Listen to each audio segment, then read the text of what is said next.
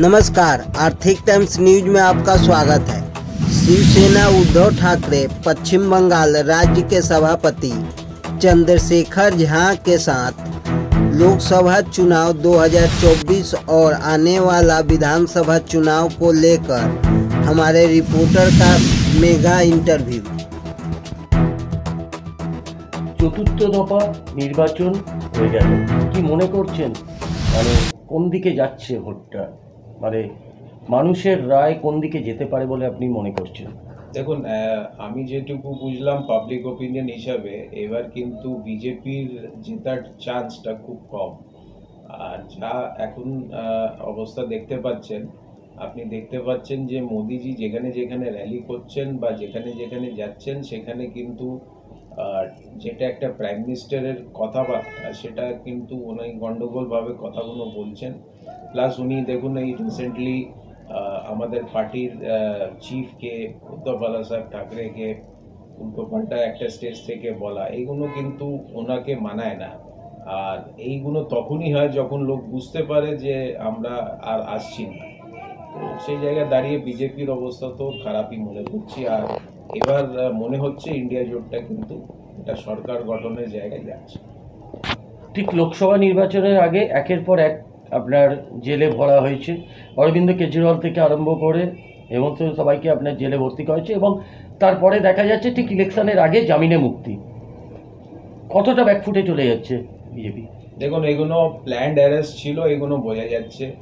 আর supreme court যেভাবে এখন জুডিশিয়ারিকে হাতে নিয়েছে, সুপ্রিম কোর্ট কিন্তু যেভাবে রায়গুলো দিচ্ছে, আমার মনে হয় সুপ্রিম কোর্টই একমাত্র কোর্ট যে আইনকে রক্ষা হিসাবে রাখছে। আর যে জায়গায় দাঁড়িয়ে আছে আপনি বুঝতেই পারছেন যে কিভাবে কি জিনিসগুলো প্ল্যান করে অ্যারেস্ট করা হচ্ছে অপোজিশন লিডারদের।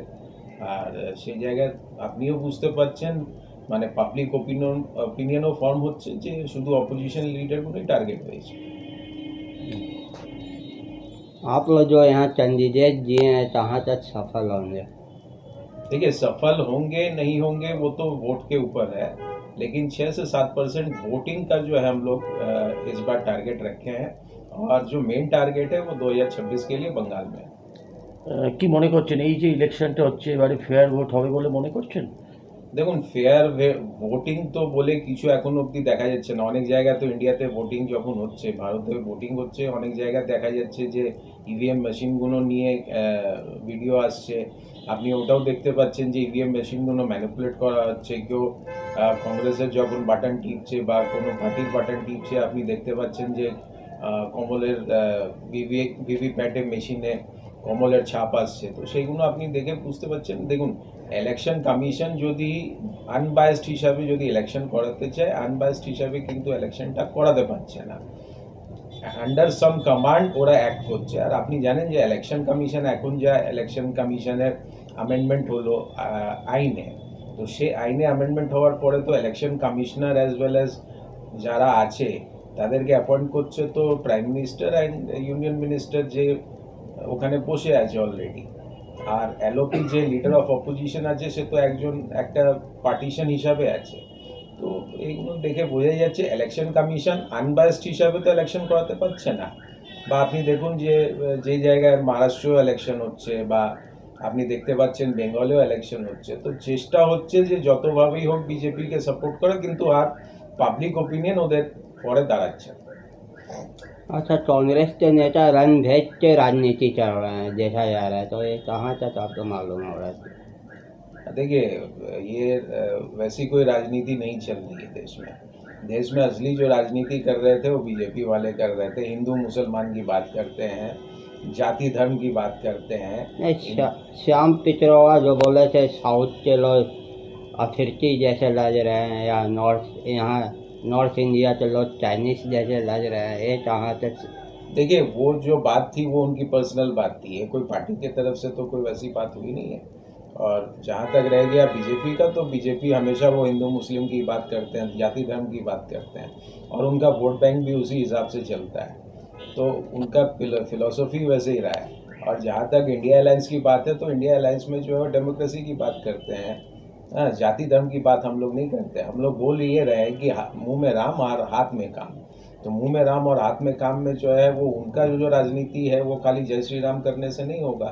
आप काम नहीं दे पा रहे हैं, बेरोजगारी की बात नहीं कर रहे हैं, आप जो है इंडस्ट्रियलाइजेशन की बात नहीं कर रहे हैं, आप जो है वो एग्रीकल्चर की बात नहीं कर रहे हैं, और आप खाली जो है जाति धर्म की बात करेंगे तो पॉलिटिक्स कितने दिन चलेगा।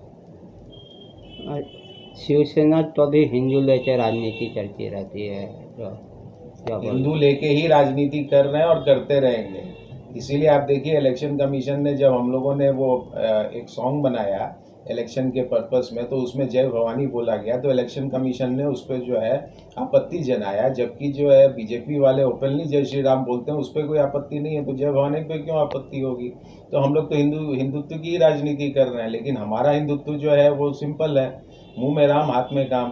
तो अगर मुंह में राम और हाथ में काम नहीं हो मनुष्य के पास तो करेगा क्या। আপনাদের যে ক্যান্ডিডেট আপনি দিয়েছেন তার জন্য আপনি কি বলবেন? দেখুন আমরা তো সব জায়গায় ক্যান্ডিডেট মোটামুটি দিয়েছি, আর ক্যান্ডিডেটগুলো কাজও করছে। এক্সপেক্টেড আছে যে আমরা 2026-এর জন্য প্রিপেয়ার্ড হচ্ছি, আর ওয়েস্ট বেঙ্গলে কিন্তু এবার ভালোভাবেই আমরা রেডি হচ্ছি। 2026-এ অ্যাসেম্বলি ইলেকশনে আমরা একটা ভালো স্থানে থাকব। 2026-এ কতটা এমএলএ ক্যান্ডিডেট দিতে পারেন আপনারা? দেখুন অ্যাটলিস্ট 50%, 294-এর মধ্যে আমাদের ক্যান্ডিডেট থাকবে। Thank you sir.